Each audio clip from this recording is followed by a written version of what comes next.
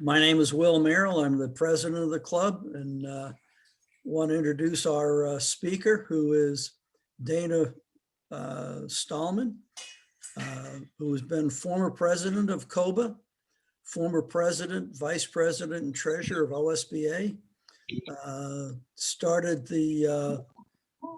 Helped start the East Central Ohio Beekeepers, another organization dealing with bees.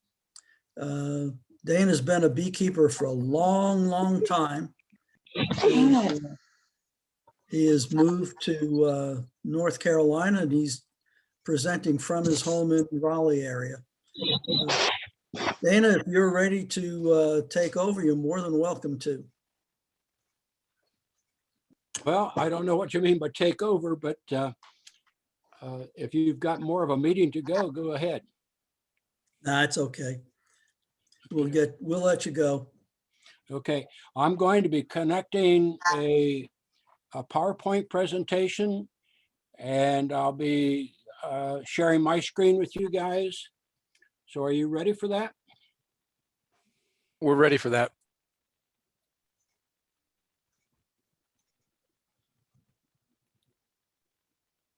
Takes just a few minutes here to get me set up.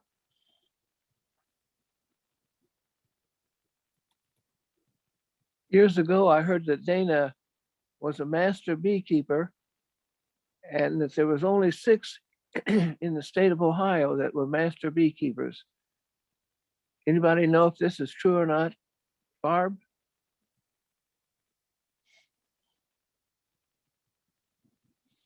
Could you hear me? That's what I always heard. Yeah, I was muted, yes. Three, True. Yeah. Jim Thompson, and there's a lady, and Mr. Stallman. Yeah, correct. I'm trying to get my slideshow up here to come up.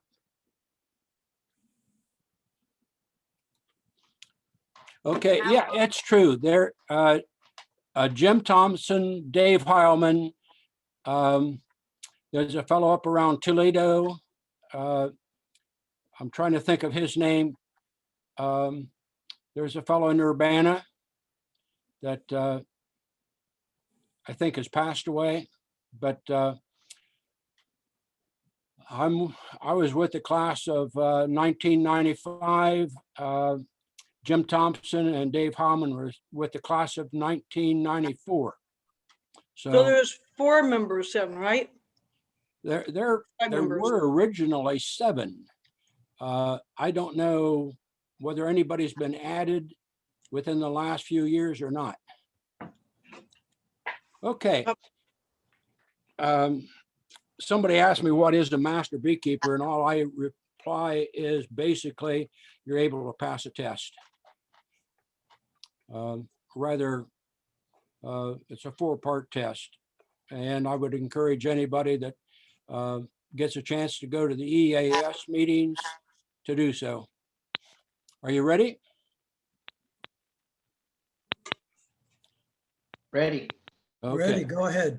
I assume you're looking at my PowerPoint presentation. I give quite a few PowerPoint presentations. This one is adapted to one I did Sunday with the Ohio State beekeepers, and it really has some information on what is killing our bees.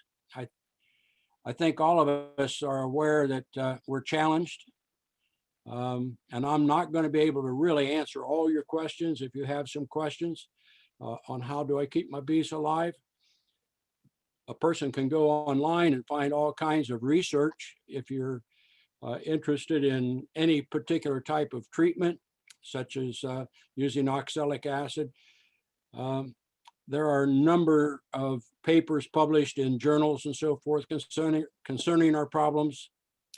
But the reality of our problems basically come more into focus with COVID. I've been stuck at home mostly during this period of time. I'm retired, so it's fairly easy to do. Also, I can go to my bee yards and I'm not bothered by anybody. So I'll make some comparisons about COVID as we get into this talk. One of the major things that I have discovered is that beekeepers are losing a lot of bees, 40%. It varies a little bit. I've seen some figures that are higher, but the question is, what can we do about keeping our bees alive, right? It's interesting for me to kind of look back in history a bit. This is a chart that came from a 1958 gleanings in bee culture, talking about colonies and the percent of dead colonies, winter losses in the spring of 1958-59. If you can find Ohio on there, you can kind of scroll across. It's in yellow. Hello? Ohio in 1958-59 had a loss of 24% of the bees. A lot of people think that, well, we didn't lose that many back then, but there were times when we had some pretty big losses.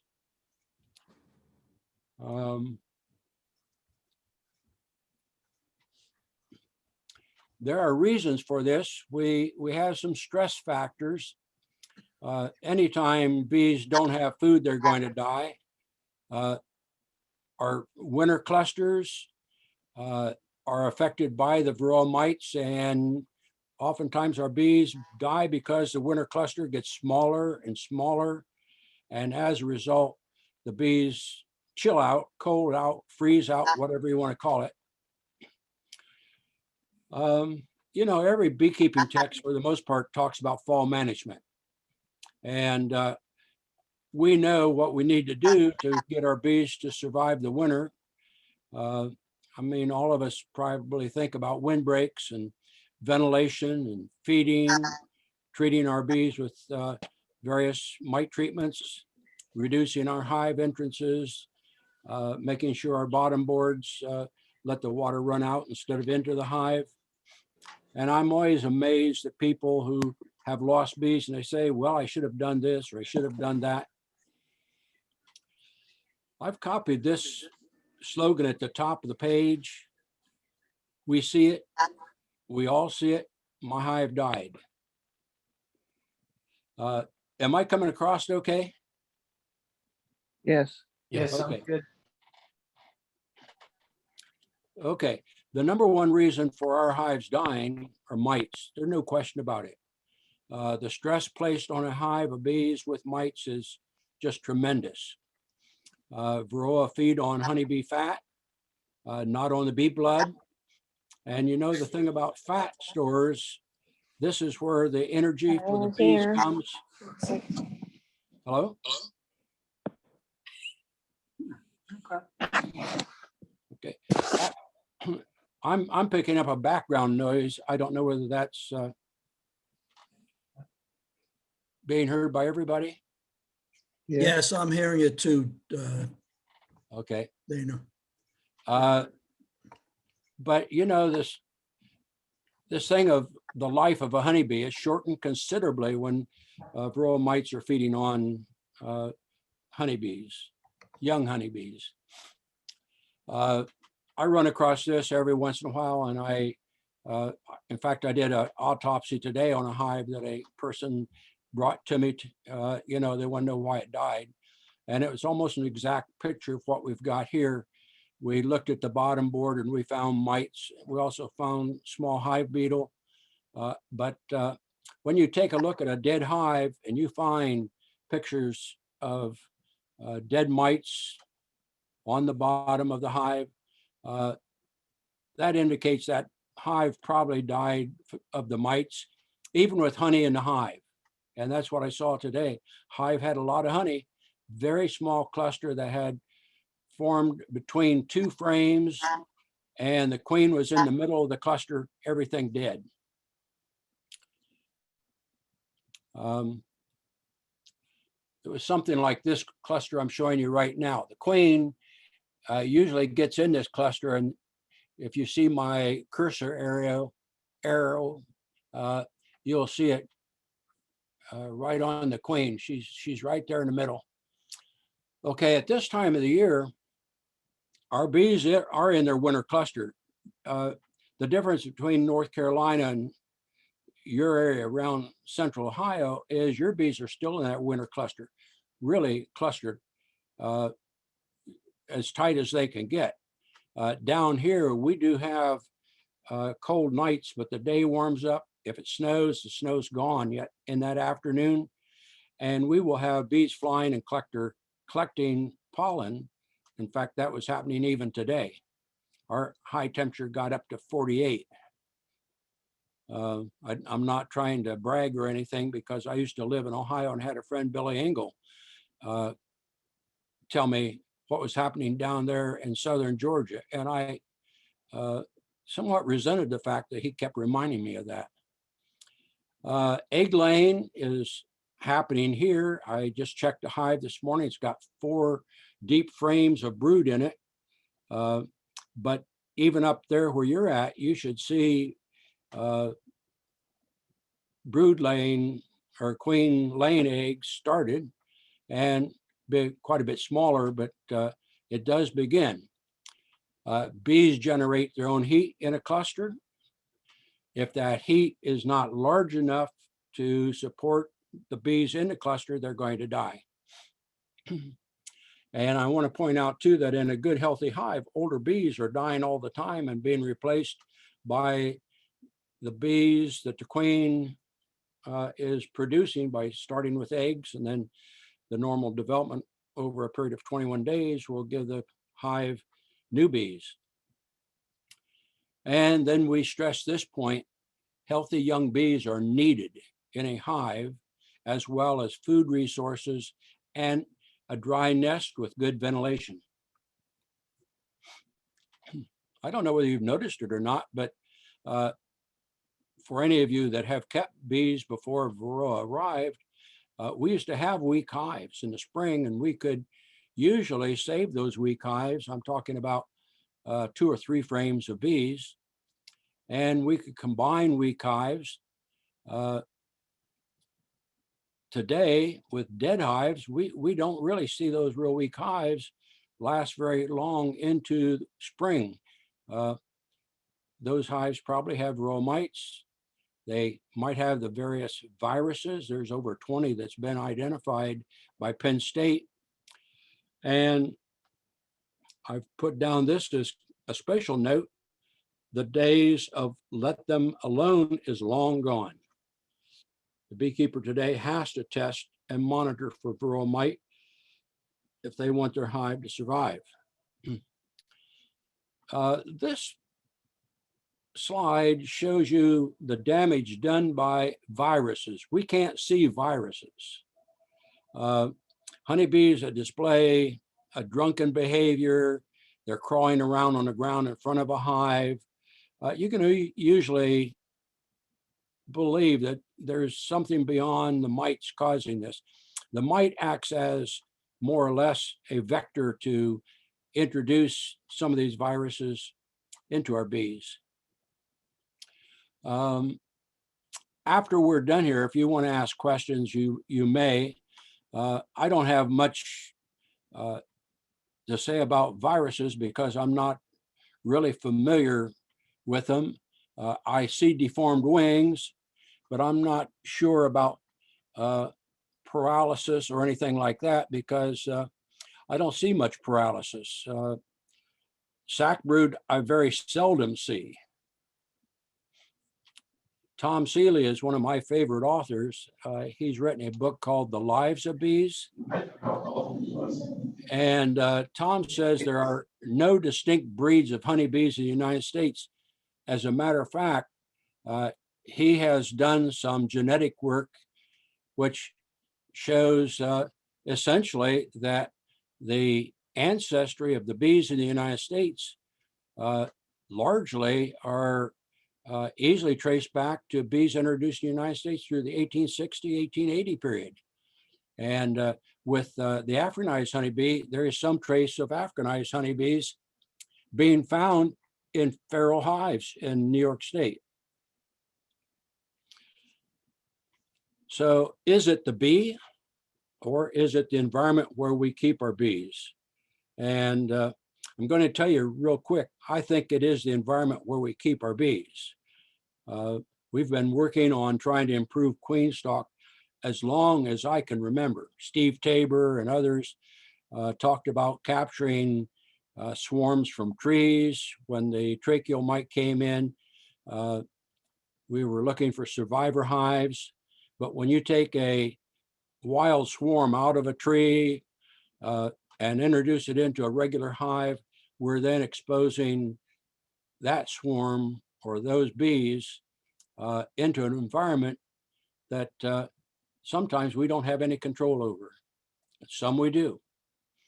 Tom Seeley lists 21 factors that survival bees seem to have versus those of honeybee managed by beekeepers. And I'm just going to list a few of these. One of the things that's really become apparent in almost all the research I've been reading is colonies live in crowded apiaries. We line our rows up, hives next to each other, especially in the commercial industry where honeybees are put on pallets. You got 4 hives or 6 hives to a pallet. They're hauled off to almonds right now, shipped from Georgia, almost any state in the United States to California. And then after the almond pollination period is over, they're shipped right back to where they came from. Many of the package bees that we get come from bees that are returned from California to Texas and Georgia and other places. Managed colonies occupy large hives. We mess around with our bees, we move frames and so forth. That's the nest organization is often altered. I try to tell people, don't go looking for your queen. If you see eggs, colonies are frequently disturbed and held open for quite a while by beekeepers. Colonies are fed pollen substitutes and so forth, so they're getting artificial diets and oftentimes sugar water or sugar syrup. I don't know whether you're aware of it, but in Minnesota, there was a study comparing hives. They had 2 groups, 5 hives in each, but one group was given honey and given frames with honey and natural pollen. The other 5 were given sugar water. They were on drawn comb, and they were packages introduced into the hives. But the bees put on comb with honey and pollen did tremendously much better than the bees that were put on just drawn comb and fed sugar water. As a matter of fact, considerable difference in the amount of brood that was raised. Tom Seeley also points out that nests in managed hives have little drone comb. We manage our hives so we don't have it. We put drawn foundation, I don't mean drawn, we put foundation into frames that only have worker cells on them. And he pointed out that in the wild, drone comb represents about 30% of the comb in a wild nest. And they swarm. That's something else we do, is reduce our swarms by management. We do raise queens, but we as humans select where the larva comes from. And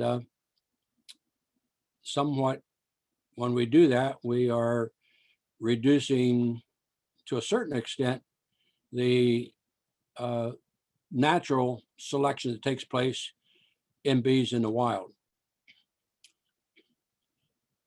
Colonies are exposed to insecticides and fungicides. And, you know, I thought about this. The bees that Tom Seeley studied were in forest. They were not next to a field that would be sprayed like soybeans or something. And I saw a lot of that in Madison County, where a field of soybeans, you had a crop dusting plane or an aerial spray plane come in, fly over the field and go to the end of the field, make a turn, come back, and all that insecticide would drift into any bees that would be located near that field. Tom Seeley also talks a little bit about the nests that we have in our managed hives. For example, if we're using Langstroth hives, most of them have thin walls, not like a tree. In the wild, honeybees will propolize the inside of their nest. You don't see much of that in a managed hive. Our nest entrances are low to the ground, where in trees, they're up higher. I like this. Honeybees are kept. They're not really domesticated. I don't know how many of you have had an incident where you got the crap stung out of you, but the thing is, we wear equipment to make sure we don't get stung up, and you just don't generally go out and take a horse or a cow or kind of rub their nose and show them that you kind of like them. So we can look at what causes some of the stress. We as humans know what we want our bees to do. We will manage our bees to do what we want them to do. For example, if we want a long hive, we'll put them in a long hive. If we want to take frames out and make up nukes, we'll do that. We will just get into a hive and really mess up the natural nest. Bees are stressed because they are impacted by what we as humans do around them. I used to live in Columbus, and I had 36 bee yards in the Columbus area: Delaware, Licking, Franklin, Fairfield, and Madison County. Do you know that today, if I drove up toward the zoo, for example, the old roads, I just would not have any idea where I'm going, because everything has been developed up that way. Farms have disappeared. Big Bear Farms has mostly disappeared. It's Dana, blacktop. you wouldn't recognize you wouldn't recognize your old house back there where we used to have bees. It's all gone. Is it? It's Already. just, yeah, it's nothing anymore. Yeah, I used to have a woods next door that I kept most of my queen nukes in and so forth. And so you're saying it is gone? It's gone, Dana. I took a ride down there, and it's that old farmhouse and everything. Mm-hmm. They took all the woods away, and they built housing. It broke my heart, because we had such good memories back in those woods raising queens. Well, we had what we called the bunny trail. And I had a golf cart that I used to work with my bees. And it's interesting to see that happen, because it's happening everywhere. Not necessarily the Columbus area, but I know that as far as Columbus is concerned, Sawmill Road, that whole area up into Delaware County, it has changed. I would be lost there. Okay. The environmental impact of what we're doing is reducing the food sources that bees have depended on in the past. For example, nutrition is one of those areas that a lot of researchers report as one of the problems. I want to talk about queens just for a second, because anyone keeping bees today usually face something with queen failure. I don't know how many of you remember starline queens. Starline queens in the 1970s were still available. Daydant produced a line. Larry Connors actually worked with them. They used inbred stock, but they have disappeared. The Yugoslavian bee or the Yugo bee, came in, made its appearance, it's gone. The Russian bees are still around, but today we see a lot of new lines that have been developed using artificial insemination so that we can get hygienic behavior. And by the way, I don't know how many of you are aware of this, but there was at one time a cottage on Ohio State University where Walter Rothenbuehler did his work on hygienic and non-hygienic bees. And it's set just next to the farm complex, that the farm barn, just right across the road from the old farm barn.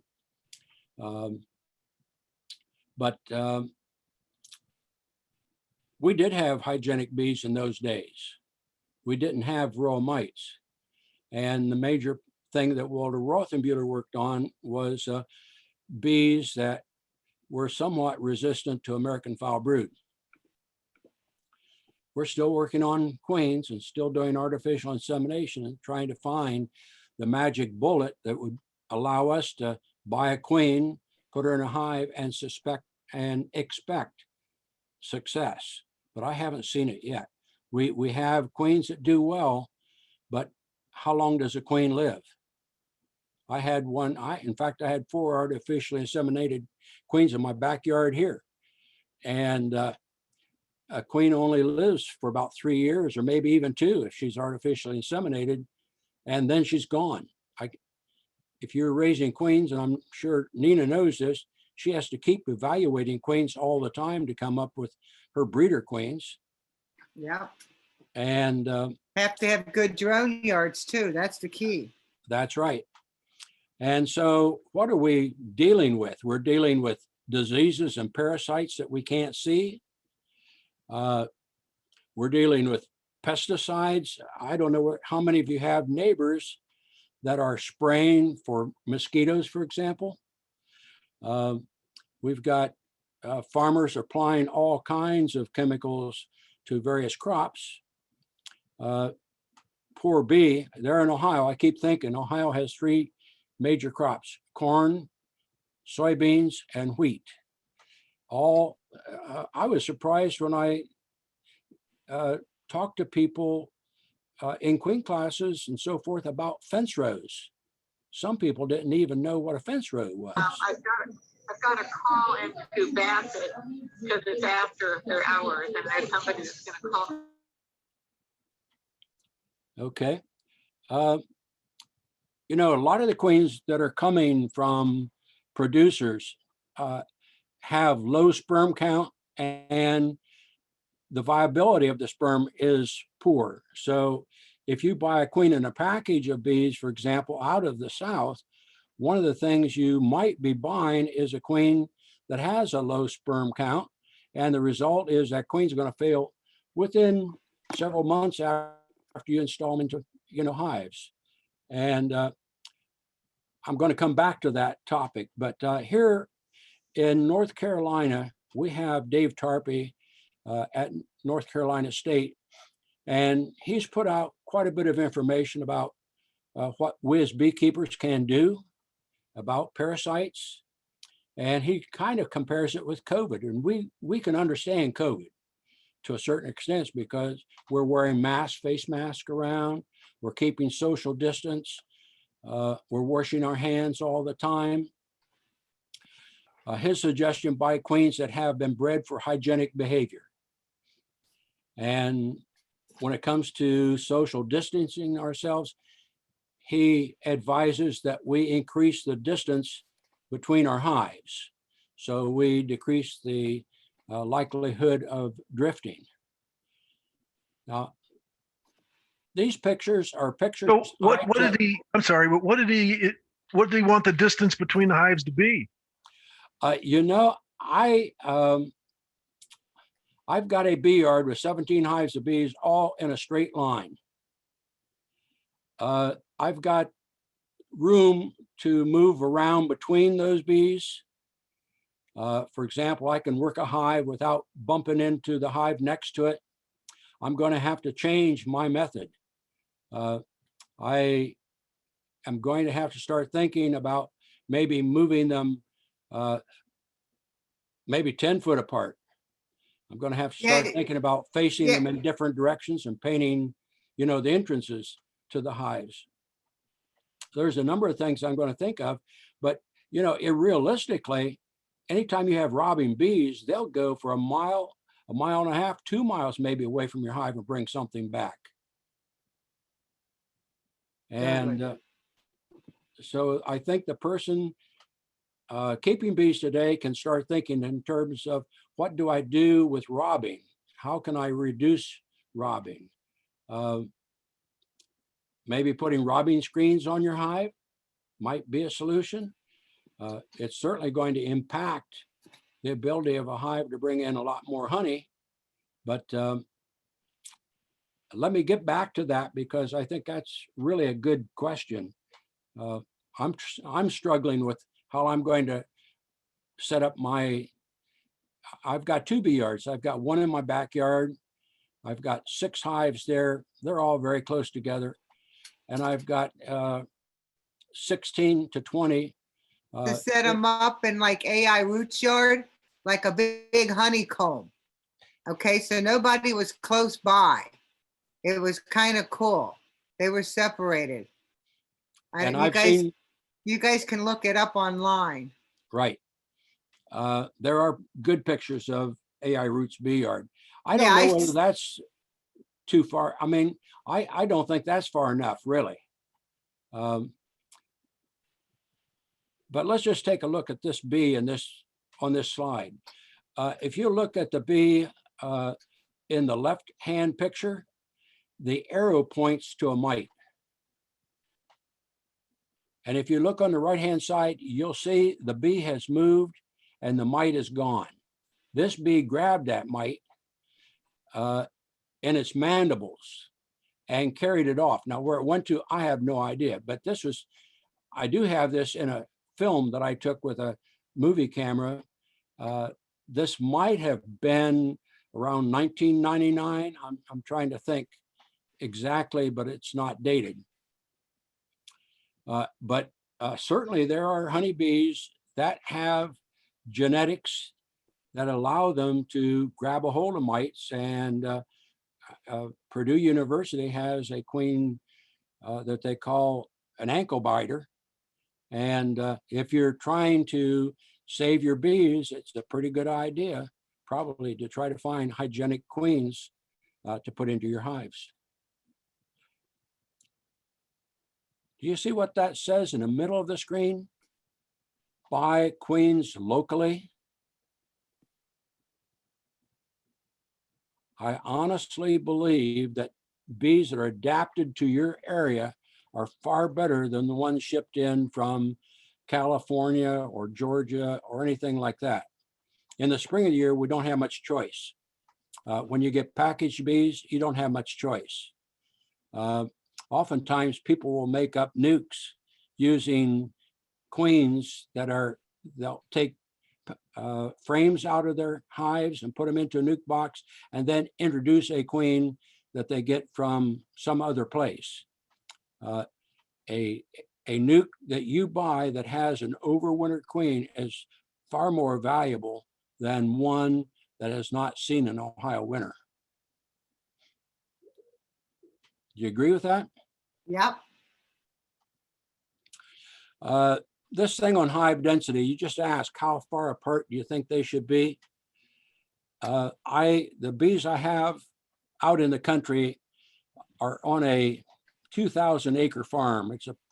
It's a farm that grows a lot of different things like tobacco, cotton, stuff like that. It does good because the crops that flower and produce nectar and pollen, they are more or less of a continuous nature. And the farmer is actually putting a field in for me of crimson clover, so that I'll even have a longer period at times for the bees to gather nectar. Biggest problem with my bee yard here in Raleigh is after the middle of summer, there's nothing for the bees to get. So I end up having to feed sugar to them, sugar syrup, to keep them alive. And they might produce some honey from early spring, primarily tulip poplar, but boy, if I take that away from them, they're on the verge of starvation. Okay, the spread of disease with many colonies is in close proximity to each other cannot be avoided. I'm going to repeat that, cannot be avoided. Robbing, I hate to put this in red. If you read in the center of the screen, this is kind of a political statement to some people. I don't consider it all that political, but one of the things that it reminded me of, I'm talking about the attack on the Capitol on January the 6th. It must be something that a colony of bees feels like when other bees just suddenly descend upon them and take over. A hive that is being robbed is demoralized. But more than that, a hive that's being robbed is probably carrying a lot of mites, probably carrying a lot of viruses, maybe diseases. And the bees that go in there and rob from that hive are going to do what? Transfer it. They're going to move back to their own hive. And, you know, that is the problem. And I'm asked often here in North Carolina, well, I've got a weak hive. Why don't I just put it onto my strongest hive? And I would have advised that in years past, but no more, because the hive that's weak, you're probably just going to transfer a mite load into your strong hive. And then what have you done? Those are decisions that beekeepers are going to have to make. I know what my decision is. I'm not going to do it. This was a little fire pit that COBA, we had a group of people that got together, and we had kind of like a advanced group of beekeepers, and I remember that. And we had a bee inspector who had found some hives with American foul brood, and so we talked to the person who owned these hives and got permission to burn them. And so we went out, dug a pit, and burned the bees with American foul brood. Do you know that any disease, whether it's European foul brood, American foul brood, sac brood, whatever,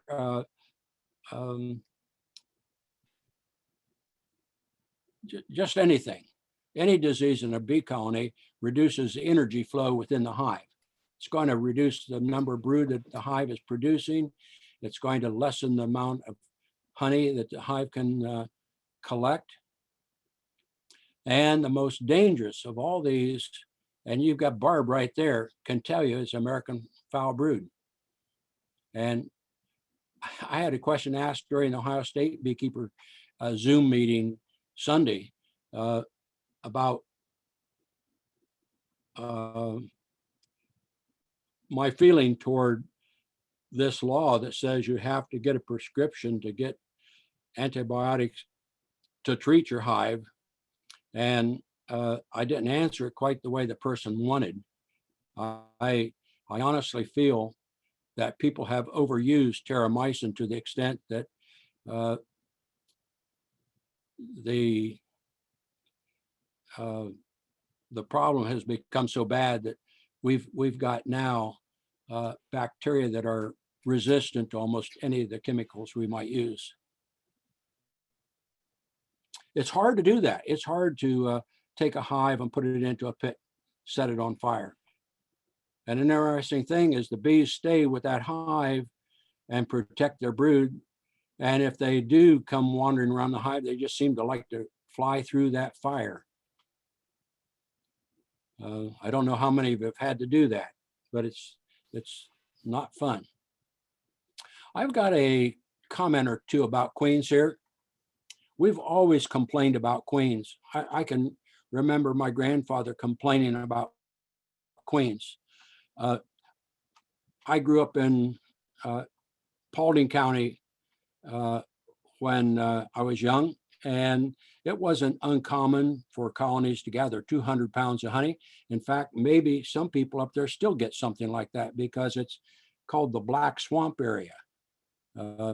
You'll see that area has a lot of drainage ditches and things like that. So there's a lot of bee forage in those ditches. And of course, today it's mostly soybean country. Walter Rothenbuehler was working in Ohio at that time. And I want to point out that I was the manager of Ohio State's Buckeye Gardens in 1984. That was on North Star Road. And for those of you who have seen the growth of Ohio State campus, it's gone. Buildings now. And when they shut down the Walter Rothenbuehler Bee Lab building, a lot of the material that was stored there had material that Walter Rothenbuehler had worked on, filing cabinets and things of that sort. And I visited the barn up at Worcester after the tornado hit it, and there was practically nothing left there. And the work that Walter Rothenbuehler produced disappeared with that barn. But you can still find some things at the OSU library system of materials he wrote. I hope I've gone quite a ways here, but I still have some more room to go. The third practice that I think is causing us to lose hives of bees is spreading pests, viruses, and genetics around the country.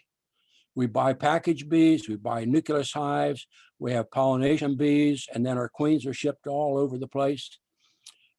And I want to point out that I have found Dinah Samantaro, by the way, who did her graduate work, became a PhD at Ohio State University, suggests that mite-killed colonies may harbor viruses and may not be suitable to, rehouse. In other words, if you get bees out of a hive and try to move them into packages, and then move those packages into other hives, you're just carrying mites maybe with them. You're going to carry virus maybe with them. And when you use old comb and pollen from one hive that dies out, you're also possibly carrying something into the hive that new bees will be introduced to. We have a lot to think about as beekeepers. I can remember going many years ago to a bee yard, I think with Bill, where we looked at hives that were having a bit of a problem. Okay, factors that can cause stress within the hive. There's so much. The first thing I think of is the queen. If any hive loses its queen, it's in trouble. And I'm not talking about swarming because they have produced another queen, but I'm talking basically about a queen, maybe in a package of bees that maybe have low sperm count or something. And those of you who work with new beekeepers oftentimes see that there are many hives that suddenly come up queenless. Oftentimes, if the beekeeper is not aware of what's going on, the worker bees will start laying infertile eggs, and that's what you see in this picture. At this stage, I would think the hive is mostly lost. I have people coming to me, even now. I'm involved in a mentoring system here with Wake County beekeepers, and we get people started, we help them start their packages, and then we visit back every once in a while and expect the beekeeper to call us or contact us if there's a problem. And usually 6 to 8 weeks after the package has been installed, they'll call up and say, hey, something's wrong with my bees. There are not as many bees in my hive. What's the cause? And we find this.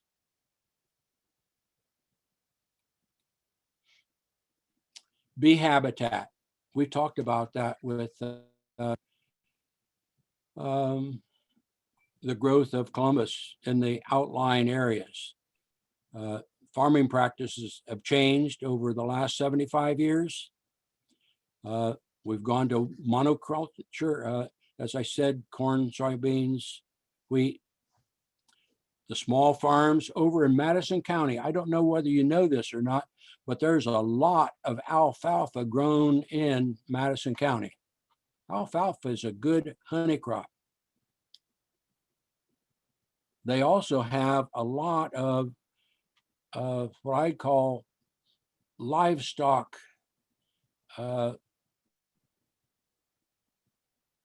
holding areas. They are oftentimes covered with a barn. It's a place where they have cows tethered in a small area, and they have a tray or almost like an assembly line of food that flows down a place where the cows eat. And I have actually seen semi trucks pull in with a large trailer, something like an open top trailer that you normally see going down the highway, hook it up to a tractor that's pulling a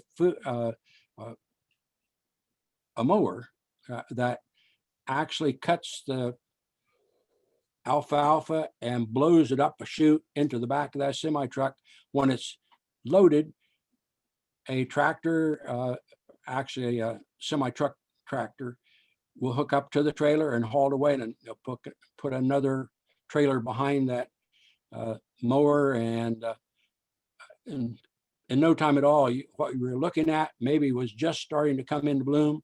It's gone. And I want to point this out: remove food sources from any animal, and the result is not going to be good. I don't care whether it's your cat, your dog, or what it is, but honeybees are absolutely at the mercy of the environment in which they live. And it's a good thing that we have people concerned about planting and seeding areas with pollen producing plants. If we would do that along our right-of-ways, highways, wherever we can find somebody willing to plant plants, we should encourage it. Hive management. This is a human factor. I don't know how many of you really like to have clean hives. This is a picture of a hive that's been opened. You'll notice how the bees have built burr comb on tops of the top bars, which indicates that basically the space between this top bar and the bottom bar of the hive above it had a space greater than 3/8 of an inch. And what do? We take our hive tool and we just like to peel all that stuff off and put it into a bucket or something and save it so we can melt it down for wax. And the bees have to go back and they will rebuild it. But it takes some time to replace what they've already done. If I took a frame out of this box and did not return it, the bees will correct that problem. They'll build a natural amount of comb into this space just to fill it up. I was a bee inspector in Delaware County, and I can tell you from experience, I saw a hive of bees that a beekeeper took, introduced a package of bees right in the middle of the hive, took about 4 frames out in the middle, and they introduced the bees. They removed the package, but they didn't put any frames back into that space. It was impossible to inspect that hive because the bees had built their comb. They don't build comb straight like we have frames to build comb straight. They build them diagonally and wherever and attach them together. What do you tell a person if you're inspecting their hive and they have that problem. I'd be interested to hear your comment, Barb. Buy some frames. I've seen it too, and that's what we call uninspectable. So Yes. we would write them up and tell them to, work them into another box and get rid of that. Right. I appreciate your comments, Barb. That's good, Bob. It's good to see you. Yes, good to see you too. Just put this in your mind. Almost any management technique we use will cause some stress to a colony of bees. Probably about 20 years ago, I had an apprentice working with me who was a nurse at Ohio State Hospital on the OSU campus. And he was thinking of learning how to keep bees, move to Maine, get a house way off in the distance and raise honeybees and become a self-sufficient type person. And I tried to tell him, my goodness, you've got a good healthcare system at Ohio State. Do you have any idea what you're asking to do? Because honeybees are a lot of work. And I paid him basically by giving him hives that he took home. And he would say to me late in the season, your bees do a lot more honey than my hives are doing. And I asked him, why is that? He says, well, I go home and I try to find my queen and I do all this kind of stuff. And, everything's going good. And I said, you know what you're doing? Anytime you open that hive and start tearing it apart, your bees are staying home. They're not going out to gather any honey. I don't know how you guys feel about making up nukes late in the summer, but that's pretty common down here. As soon as a honey crop is pulled in, usually midsummer, the hives are split, and sometimes the bees are allowed to build up for winter. In Ohio, I told anybody trying to make up split in early September, that would be out of the question. Down here, it's not. We do, a lot of people make up splits in the spring, but when it comes to late summer, I was surprised to find that they were still doing it. Dana, I have a question for you here. When you say moving a frame around, does that mean when we go in and check out our hives, we should be pulling out the frames and looking at them? I'm not saying you can't inspect the hive without pulling out the frames. What I'm Yeah. saying is we oftentimes don't put a frame back where we took it out from. Ah, Okay. Easy keep it way. in the same order. Yes. That's causing some stress to the bees, by the way. I've seen people in the spring thinking about checkerboarding their frames before, warm weather actually sets in. And that's not good, but we use checkerboarding to prevent swarming. And certainly that causes some stress on a hive when we do that. This is a picture of a feeder. You're looking at it from the bottom. The beekeeper put the feeder, the plastic black part you see, into a medium frame, into a medium super. And it's really designed to go into a shallow super. So you had this much space between the bottom of this feeder and the hive below.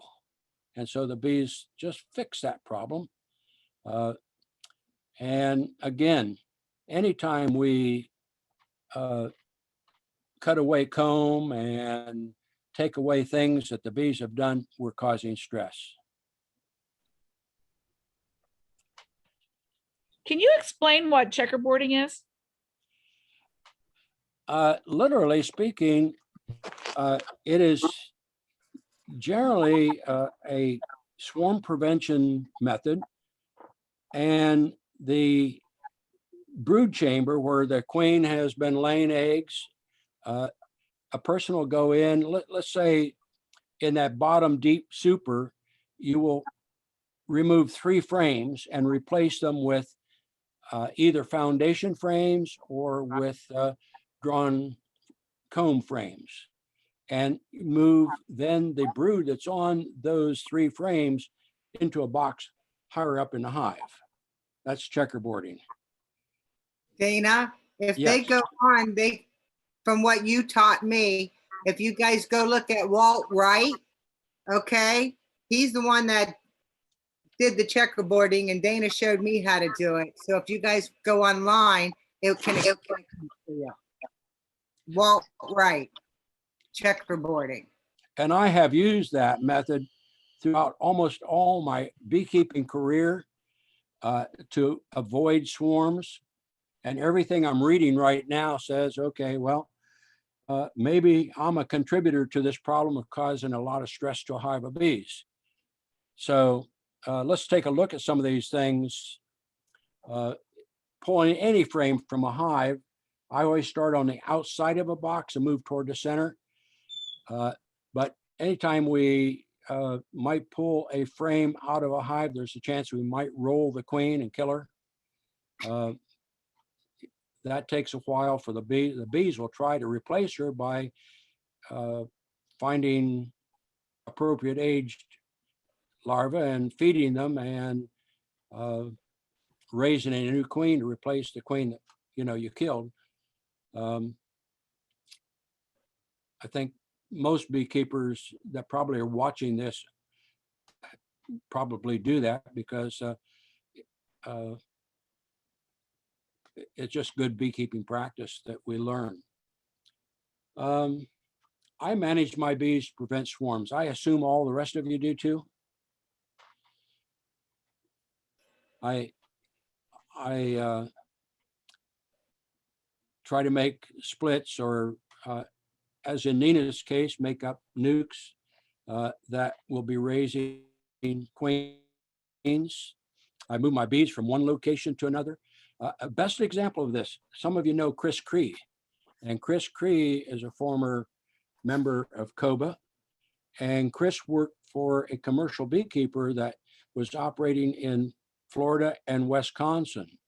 And Chris pointed out to me that they moved bees from Florida to Wisconsin, going from a warm climate to a place where there was snow on the ground. And he indicated to me a large number of those colonies died. Yeah, Dana, I'm here. I'm sorry? I'm here. Yeah. Oh, Chris, you're on there? Yeah. Yeah, okay. If you have any comment to make on that topic, go ahead. Yeah. When we were running bees, we had like 2 semi-loads of hives, which would be about 1,000. And they came back to Florida, and we needed to fill trucks going to Wisconsin, and our other hives weren't necessarily ready. So the ones fresh back from California went right back on a truck to Wisconsin from California. They'd only been in Florida for maybe a few weeks. And by the time we got back to Wisconsin a month later, half of them were dead. So, and it's a lot of work to make up 500 hives on the spot. So. And I know they're having problems in California right now and Texas with the condition of bees. If you take your bees to California, those bees are inspected, and you need to have bees that have generally 8 frames of bees brood. And there are a lot of people coming back with loads. In fact, I just saw a person wanting a semi truck to haul back a bunch of hives that just didn't pass inspection. They were going back to Georgia, I believe. So, I mean, when we move bees from one location to another, we normally think of putting them on the back of a trailer or something, and 1 hour later, we're taking them off. Moving bees from one location to another could be from one side of the country to the other side of the country. Like you say, California to Wisconsin. Yeah, they might spend 5 days on a truck, and they're not too happy when they come off. Right.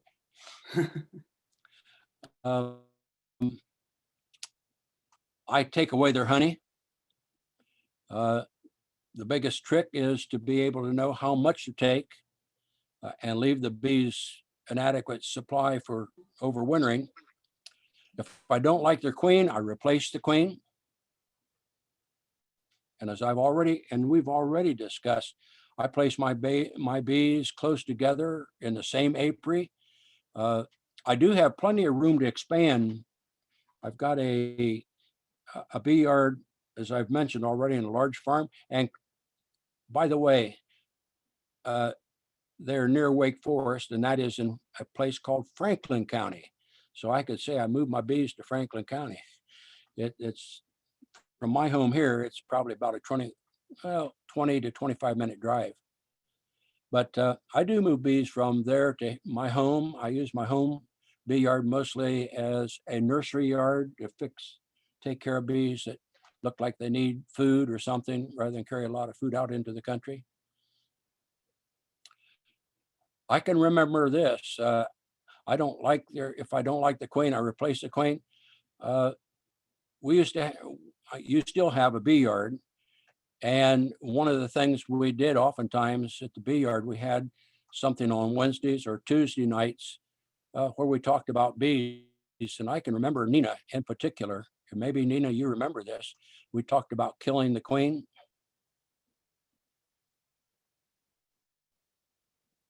We Yeah, I remember. Yeah, we Yeah, just I nonchalantly remember. pinch off their head, and I really have fond memories of certain people jumping up and down and wondering why in the world we're killing the queen. But if the queen is doing poorly,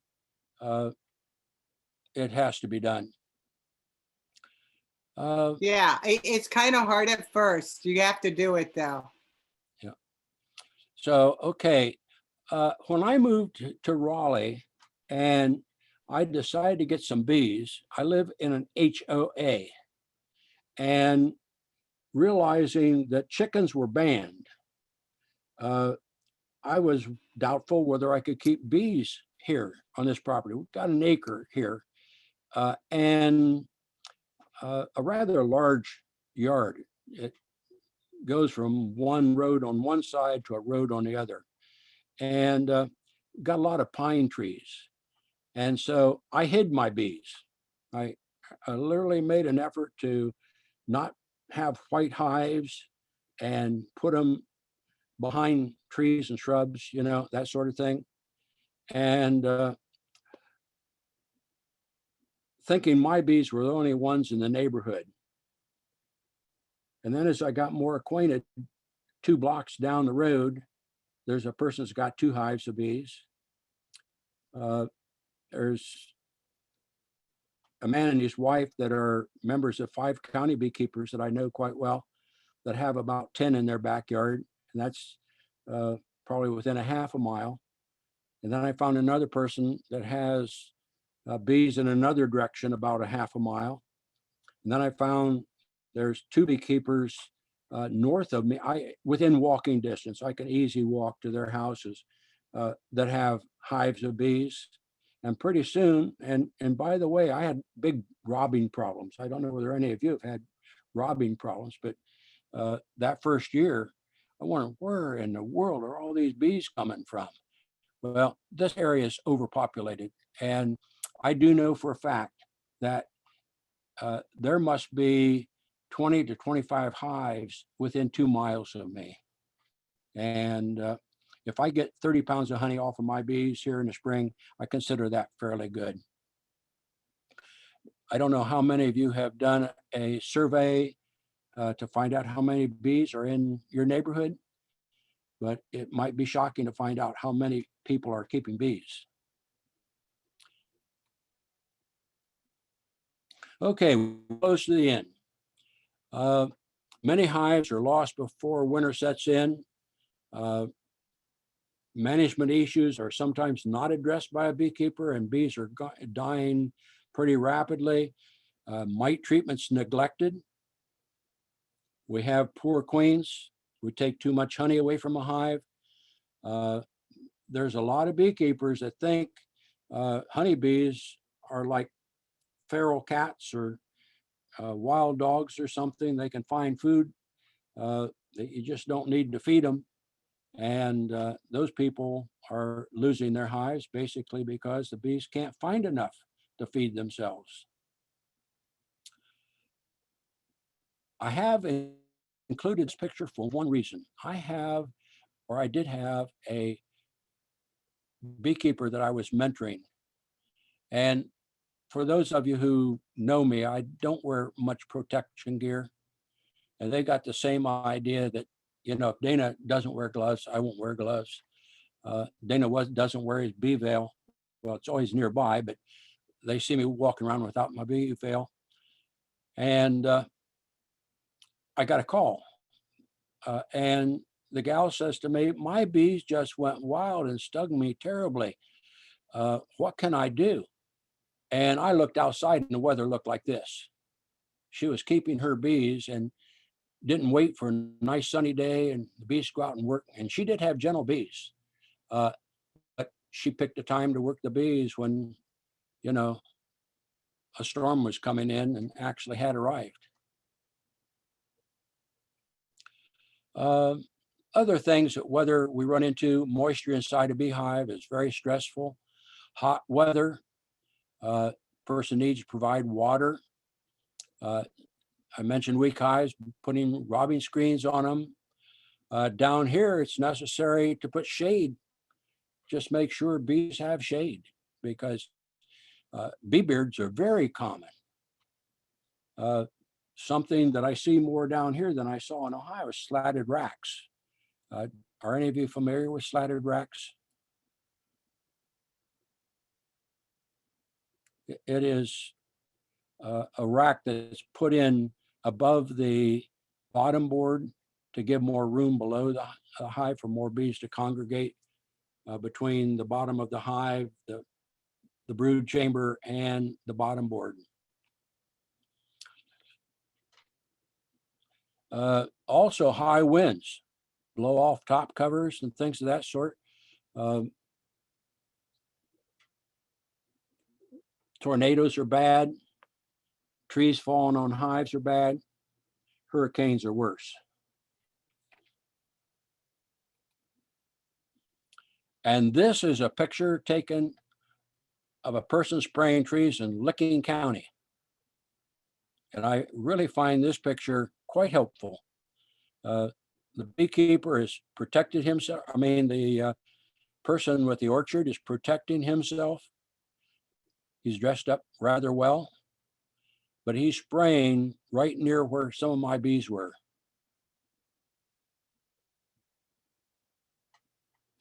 He and I had a little talk because if he wanted to keep my bees there, he was going to have to quit doing this. I moved my bees finally, by the way. He maintained that he had to spray his apples in order to have a good apple crop.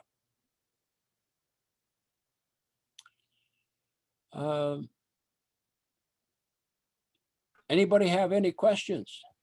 Well, I think the other thing, you know, I'm inside the city, and one of the things that has really goofed us up is Lonnie Green or Scott's, you know, kill everything but the grass. There's no dandelions, there's no weeds, there's nothing. That's true. Where are you? In Upper Arlington. Yeah. Mhm. So we just have all these nice green lawns, and it's like there's nothing for the bees to eat. In addition to that, when you're out, even in the outskirts, people will have 5 acres of mowed lawn with not one single flower bed. Drives me nuts. Yeah. Yeah, that's why I like the South End where I'm at. We let everything go free. It's pretty good in the cemetery. But yeah, my friends in Upper Arlington, when I go see their hives, there's nothing there. I agree with you. Yeah. City living, rural areas are great. Urban areas, people are very concerned about their yards. They're very concerned about their children and spraying for mosquitoes. If you live next door to somebody like that, this is affecting your bees. And there's no question about it, but there's nothing you can do about it. Dana Medlutmerning, a couple of years ago, we heard about soybean farmers starting to time the application of their pesticides so that it didn't correspond to the blooming of the soybeans. Mhm. Is that effort having some success in Ohio? You know, let me talk about my experience with soybeans. I kept a lot of bees in Delaware County, and there were a lot of soybean fields in Delaware County. And I'm going back to the early 1990s, maybe as early as I was at Ohio State in 1984, and I took a job in Delaware, Ohio, and that was in 95. So, I mean, not 95, 1995, it was 1985. And so I can tell you, up near Waldo, I had a bee yard that got an early soybean crop, nice one, and I supered the hives up because they put a second planting of soybeans in. And I really didn't think much about a crop of second crop soybeans. So I only put one super on each hive. And when I went up to check, I found out that it was a mistake. I should have put two on, but soybeans produced a lot of honey at one time. And then over the years, it seemed like I wasn't getting anything from soybeans. And somebody told me, well, it makes a difference whether they have blue flowers or white flowers. Well, I don't know. But I do know that there's been a lot of genetic engineering with soybeans. And I think that has had some impact on what we get or what bees are getting out of soybeans. It would take somebody that works at Ohio State University or someplace that would have some statistics on what kind of production or honey production we could get out of soybeans. But Reed Johnson's doing that work. He has a grad student. So it's known that honeybees can increase the yield of soybeans up to 20%. But what they don't know is which soybean varieties are good for bees. So Reed Johnson's grad student is doing a study to see which cultivars are good for bees and which ones aren't. And vice versa then. Right, yeah. Yeah. And Dana's right, the blue ones aren't as good as the white ones or vice versa. And I would like to put in a plug for Reed too, and also for you, Barb. I think Ohio has done a nice job supporting bee work there. It's not like it used to be. And for those of you who don't know the situation, Barb is carrying the whole load. I don't think you have any assistance, do you, Barb? No. Barb is carrying the whole load. And back in my day of beekeeping, it seemed like you had a herd of people over there working on bees. Yeah, 7. And There used to be 7 men. Now there's me. Yeah, I knew John Grafton.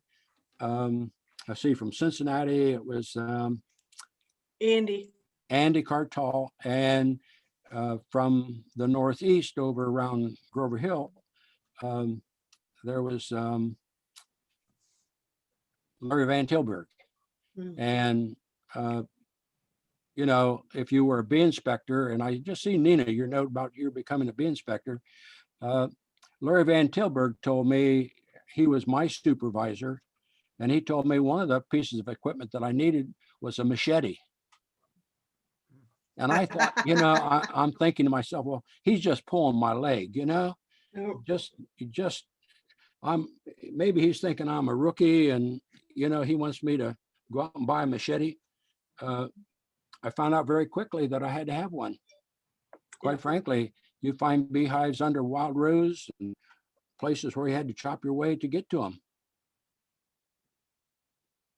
And I don't know how many of you know that there are or were a number of abandoned bee yards. George Taylor, I don't know how many of George Taylor's yards they actually found, but it's a lesson in if you are a beekeeper and you've got bee yards, should let your wives or somebody know exactly where they're located.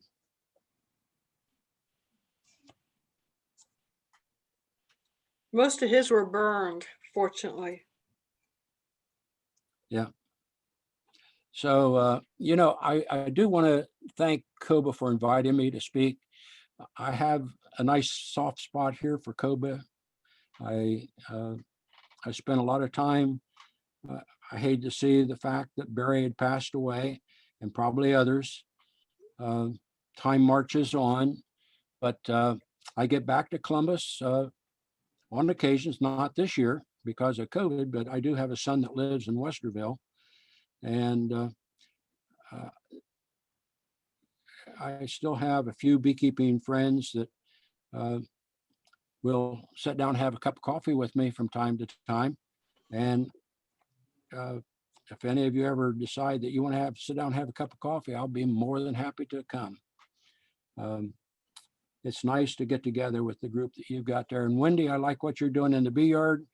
Fun in the Bee Yard started out in 2010, I think. COBA built that little shed out there, and I assume you're still using that same bee yard? Yeah, they are. Yep. Yeah, Nina, They I don't got, know that. They don't know that we built that shed, Dana. yeah, I've got a picture of you right up there in I the know it. rafters pounding away. And yes, we're still doing it, but this last year and this year, we're doing it virtually. And I'm thinking this year we'll also have some maybe monthly Zoom meetings of this B school students so that we can interact more than just my emails that go out. Right. Technology has helped a lot to keep the program Mhm. going. It's my feeling that a club needs a bee yard, especially actually two versions of a bee yard. One for those people that have a year or two experience, so they can, you know, have that second, third year to know what the bees are doing. And for the new people, maybe a place where you can show them that this is how you can install a package or a nuke or whatever, and what goes into keeping a hive its first year. So I'm so happy you still have that going. Yeah, Well, she's done a great job. Winnie has done a great job. in addition to the first year bee yard at Ohio State, we also have an advanced bee yard at Franklin Park Conservatory. And we've been asked to help set up another bee yard at the Easton Shopping Center. We're in the process of developing that. So there's opportunities for people to get involved in spite of the pandemic. And Will, I'll say this, a person can be a president of a club, but the club really succeeds because other people get involved. President, I depend on so many people, and I got to thinking that one of the people on here tonight, I'm not going to mention the name, was the first with COBA, I think was the first beekeeper of the year. Right, Bill? Yes, he was. Yes, he was. Yep. So Yeah. I will add one more thing. I do write a weekly newsletter. It's free here in North Carolina, and some of you in Ohio have already joined my mailing list, but anybody that wants to get a copy of my newsletter, it comes out every Sunday. Actually, I often send it out on Saturday night, but all you need to do is email me, and I'll put you on the list, and you'll get future editions. Do we have your email address somewhere, Dana? Yeah, it's right. It's on the screen in front of you right now. Sorry, I've got my notes up there. Sorry. Yeah, it's Stallman Apries at AOL.com.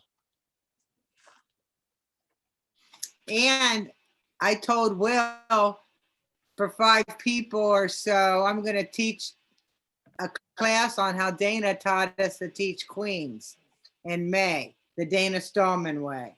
Hey, that rhymes. I like that. Well, can I just say something really from the heart? Absolutely. The period of time that I had that opportunity to work with people in Fun in the Bee Yard, it wasn't Dana Stallman's methods. I stole everything that I used. I've used it from the time I was 16 years old. My uncle taught me to raise queens. And so there's nothing original that I have done. The Dana Stallman way is the Emmons Stallman way or the Kenny Stallman way, because when I was a kid, I was kind of treated like the gopher guy. You go for this, you go for that. If you do something wrong, you're stupid. And so I just followed the rules laid down by my family, and that's the way things are today. I haven't changed much.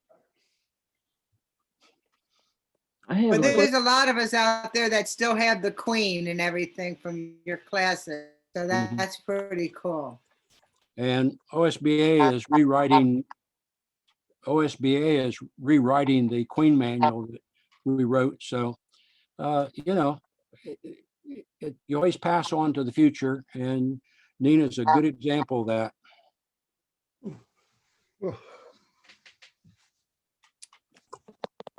Dana, thank you very much for the presentation. It was very interesting. A lot of positive feedback from folks. You ever get to Columbus, give us a call. We'd be happy to buy a cup of coffee or sit down and chat with you, maybe have you at a meeting. Right. And I also have, in 1995, of course, COBA was founded in the late 1970s. But I had the opportunity to work on a newsletter for 2 years, and I have copies of some of those newsletters. I don't know what you've got in the way of a history of COBA, but it would cover Dave Kasdorf period and Florence Bethard. Because one of the things I did is I interviewed various members and put a little bit about what they did. Florence stands out in my mind as the bee lady for Central Ohio. I don't know whether anybody can ever surpass her. No. But Florence was a grand old lady, and I found out that she was one of those pilots that ferried airplanes during World War II over to England. One of the early pilots that you know, they were used, women were used to fly those planes because the pilots, military pilots that flew combat missions were only men. But these women did a tremendous job. And I don't know, Barb, you were very close to her. Yeah, she actually flew into enemy lines and picked up injured soldiers and took them back. She was like a Florence Nightingale. Yeah. She was And usually Dave the first to Kasdorf- everything she did. And Dave Kasdorf was part of the infantry that crossed the Regenmont Bridge, you know, to actually cross the Rhine River to enter Germany, among that first group that went. And those people never talked about things like that. They kept that pretty close, but COBA has a very fine number of members in the past that have made great contributions. And you've got people like the Conrads that were always at the top of the list when it came to honey shows and bee beards, and you just name it.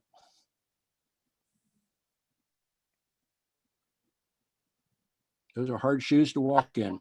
What did Barry die of?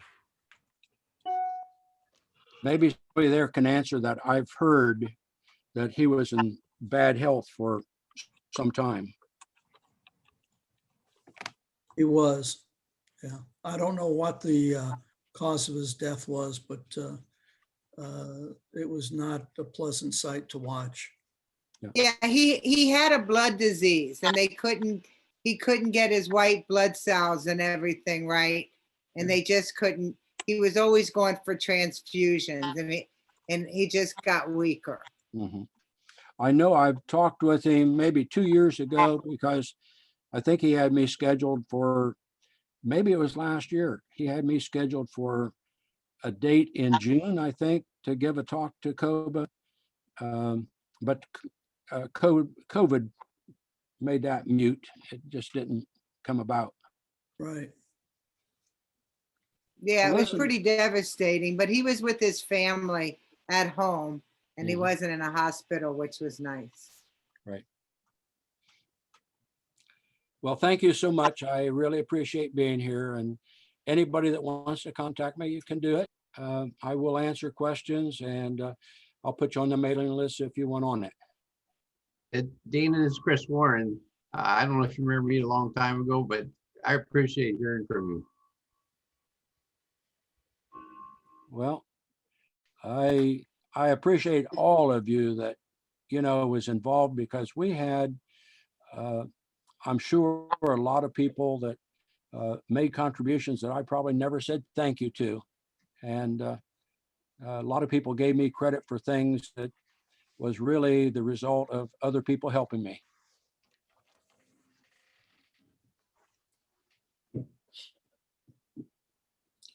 Thanks Well, a lot, can we Dana. introduce the scholarship students tonight?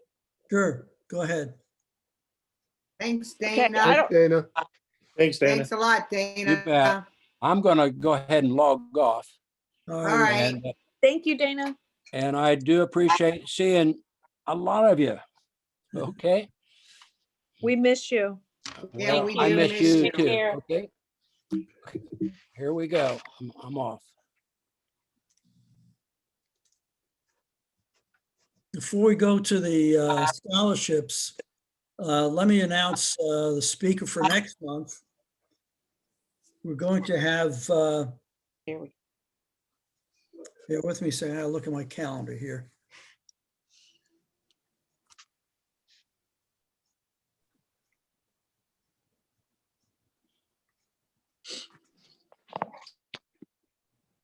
Sorry for the delay.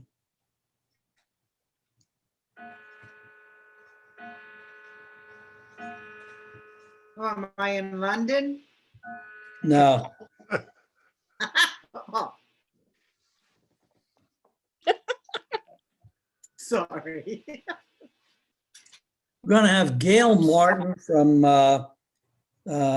Natives in Harmony be our presenter for next month.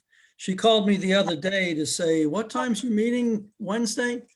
And I wasn't aware that she had been scheduled. So she and I worked out an arrangement. She's going to be our speaker next month. So She's fabulous, you guys. Try to go to her nursery someday. You will learn so much about native plants. She's incredible. she is. Thanks, Will. Yep. Thank you, Teresa. So anyway, that's next month's speaker, and we'll get word out on that in the newsletter.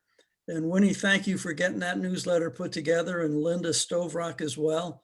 Did a good job on it. Super. And Penelope, go ahead. Mailing it. He puts it together. Say again. I just send it out. Linda puts it together and she's doing a great job. Both of you are. Thank you very much. Penelope, up to you. Okay.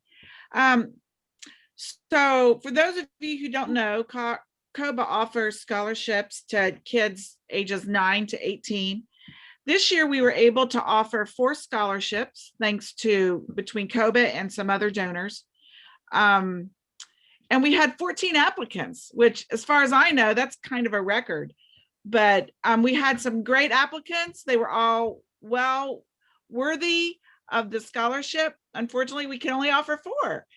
So, and I think they're all on tonight. I don't know how we can recognize them, but we have Nick Kovacs. Maybe Nick, if you could wave. There you go. So he's one of our scholarship recipients. And then we have, I'm finding them on here. Abigail Lister. Abigail, if you want to wave.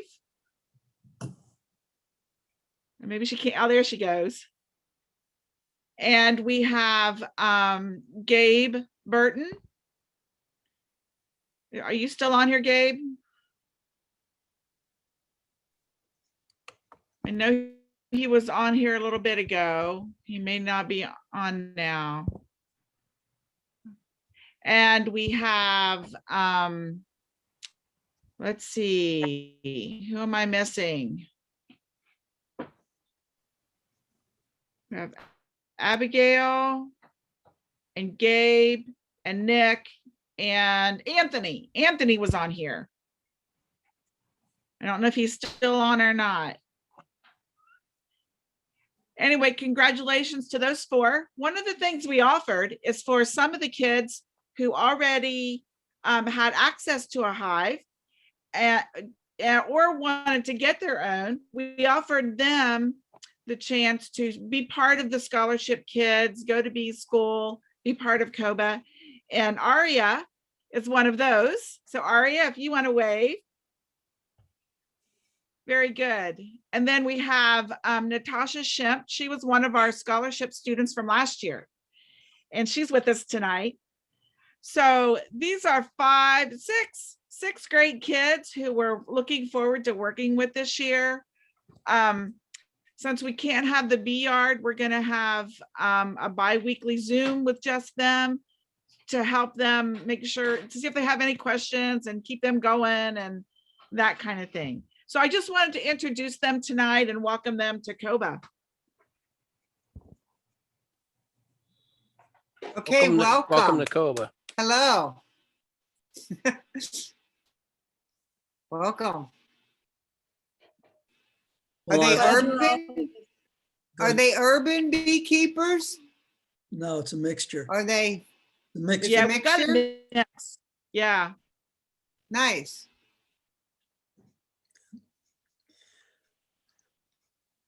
Well, I hope everybody gets their COVID shots and we can get over this pandemic. Sooner we get over this, the sooner we can get together and have our own meetings together like we used to and open up our bee yards. But until that happens, we'll continue with our Zoom meetings. And if you have any questions, don't hesitate to submit them to myself, one of the board members, or on the website, on the Facebook page. Don't hesitate to post your questions, and if you've got issues that you're concerned about, we can set you up with a mentor. Appreciate everybody's attendance tonight. Hope everybody is successful with their bees, and we'll catch you next month. Thanks, Will. Thanks, everybody, for putting Thanks, this Will. together. Thanks, Will. Yeah, it was very nice. It was good. Good, Good night, good everyone. job. Good night. Good night. Night, everybody. Thank you. Night. Good job.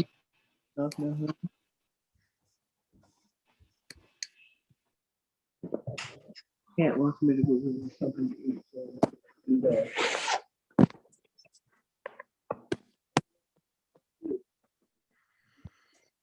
don't think I've had any water today.